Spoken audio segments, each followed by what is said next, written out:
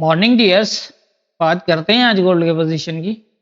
पहले कल जो है वो एनालाइज नहीं दे पाया, उसके लिए माजरत। कल काफ़ी मैं बिजी था, इसकी वजह से एनालाइज नहीं कर पाया। और दूसरा ये कि जो प्रीवियस लेवल थे वो भी मैंने यहाँ से रिमूव कर दिए।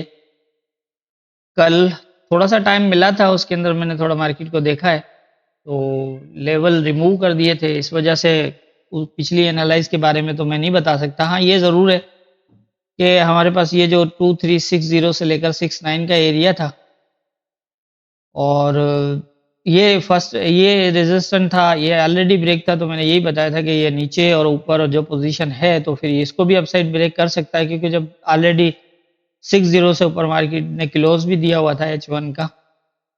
और नीचे जो है वो हमारा जो वीकली एनालाइज थी उसके हिसाब से जो लेवल था 2319 वाला, तो ये भी मैंने बताया था उस दिन लाइव के अंदर कि ये एक ऐसा लेवल है, यहाँ से मार्केट स्टे करके ऊपर भी निकल सकती है। लेकिन ये है कि जब तक ये पूरा रेजिस्टेंट एरिया पूरा ब्रेक नहीं होता तो कुछ कह नहीं सकते। हो सकता है, मैंने यही कहा था कि यहाँ से करेक्शन के चांसेस हैं, लेकिन ये है कि इसने अपनी करेक्शन यहाँ तक ही रखी, इससे ज़्यादा नीचे की तरफ मूव नहीं किया। एक स्ट्रॉन्ग बुलिश मूव के साथ गोल्ड चल रहा है इस टाइम। और ये बीच में जो दो रेजिस्टेंट थे वो मैंने रिमूव कर दिए, क्योंकि ब्रेक हो चुके हैं, तो लगा के रखना फिर जो है वो डिस्टर्ब करेंगे, इसलिए मैंने रिमूव कर दिए। दूसरा ये मैं बताता चलूँ कि आज वीकली क्लोज है, और वीकली क्लोज के अंदर मैं जैसा पहले भी बताता रहा हूँ कि अपनी ट्रेड जो है वो कोशिश करके डे क्लोज, मतलब आज का जो क्लोज होगा, वीक भी होगा डे भी होगा, तो वीकली क्लोज से पहले पहले अपनी रनिंग ट्रेड है, अगर प्रॉफिट में है और आप होल्ड करना चाहते हैं तो उसको एसएल के साथ रखें, और नहीं तो कोशिश यही होनी चाहिए मेरे हिसाब से कि आपका अकाउंट क्लियर होना चाहिए।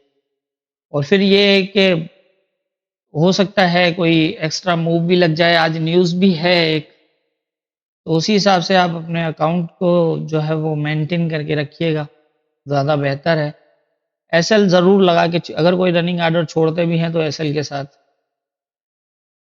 क्योंकि आपने अक्सर देखा है कि वीकली क्लोज जब होता है वो, और फिर जब ओपन होता है नेक्स्ट वीक जो ओपन होता है, तो उसके अंदर बाय द वे कभी-कभी देखा होगा कि बहुत बड़ा गैप मार्केट में आ जाता है, या फिर ओपन होते ही मार्केट जो है वो एकदम फास्ट वन साइडेड मूव भी करती है। तो वो मूव जो है वो अगेंस्ट भी ज़्यादा चली जाए तो बहुत ज़्यादा लॉस भी कर सकती है, और अगर फेवर में चली जाए तो अच्छी खासा प्रॉफिट भी कर सकती है। तो इसीलिए उसके अंदर आप एसएल कर सकते हैं। और अगर कोई बाय का ऑर्डर है, एक मिसाल है कि मार्केट बाय में दिख रही है, बाय का ऑर्डर है और आपका प्रॉफिट में चल रहा है, तो आप ट्रेलिंग एसएल भी यूज़ कर सकते हैं, वो भी ज़्यादा बेहतर है, लेकिन मतलब सेफ साइड ज़रूरी है। सो ये तो मैंने बता दिया। आप देख लेते हैं आज क्या क्या, जो कौन कौन सा एरिया है। अब बीच नीचे के तो सारे रेजिस्टेंट एरिया सारे ब्रेक हो चुके हैं। अब 2402 वाला जो रेजिस्टेंट एरिया है ये एक रहा है। बाकी तो अब देख लेते हैं, शायद ये यहाँ तक आए, या फिर ये जहाँ स्टे कर रहा है इसको स्टे कर सकता है। अगर ये एरिया H1 में ब्रेक क्लोज हो जाता है H1 में, तो फिर यहाँ तक आने के चांसेस हो सकते हैं, यहाँ तक भी हो सकते हैं, 63 तक भी हो सकते हैं, और फिर अगर इस एरिया से निकलता है तो यहाँ तक। अब बीच में ज़्यादा लेवल लगाना मुझे मुनासिब नहीं लग रहा था, इसलिए यहाँ तक। और उसके बाद अगर ये इसको बगैर टेस्ट किए वो आता है और यहाँ स्टे करता है, तो फिर ये चांसेस होगा कि इस एरिया तक निकल जाए। और अगर ये यहाँ आता है, इसको स्टे करता है, क्योंकि अभी प्रॉपर रेजिस्टेंट इसके पास यही है। तो जैसा मैं हमेशा बताता हूँ कि जब तक मार्केट रेजिस्टेंट को टेस्ट नहीं करती तब तक वो अपना जो है वो अगर सेल की तरफ नहीं मूव करती, इसी तरह से सपोर्ट को टेस्ट नहीं करती तब तक मार्केट बुलिश नहीं होती। तो इस तरह पोजीशन बन सकती है। अगर इससे ऊपर भी निकलता है, या अगर ये यहाँ से रेजिस्ट रहता है, तो फिर नीचे भी आ सकता है। अब ये तो मैं नहीं कह सकता कि इस यहाँ से रेजिस्टेंट होगा या नहीं होगा, क्योंकि अभी तक मार्केट ने यहाँ कोई इस लेवल के को रिएक्ट नहीं किया है। ज़रूर इसके करीब गया है, लेकिन उतना करीब नहीं गया जितना हम इसका अंदाज़ा लगा सकें। तो इससे ऊपर जो है फिलहाल क्योंकि कल बिजी था तो इसलिए मैंने कोई ऊपर जो है लेवल देखने जितना टाइम नहीं मिला। ऊपर कौन सा और दूसरा इससे लेवल बन सकता है, तो मेरा ख्याल है कि अगर यहाँ तक तो मैं बता सकता हूँ, इससे ऊपर भी अगर इसको ब्रेक करता है और क्लोज करता है तो फिर इससे मजीद ऊपर भी शायद चला जाए, लेकिन वो फिर ये है कि आप अपने हिसाब से देख सकते हैं, क्योंकि मेरे पास तो फिलहाल कोई ऐसा लेवल नहीं है क्योंकि मैंने देखा नहीं है, तो उसी हिसाब से होगा। बाकी ये नीचे की मैंने पोजीशन इस एरिया में जो मार्केट की है वो मैंने बता दी है, जो मेरे हिसाब से मुझे लग रहा है। बाकी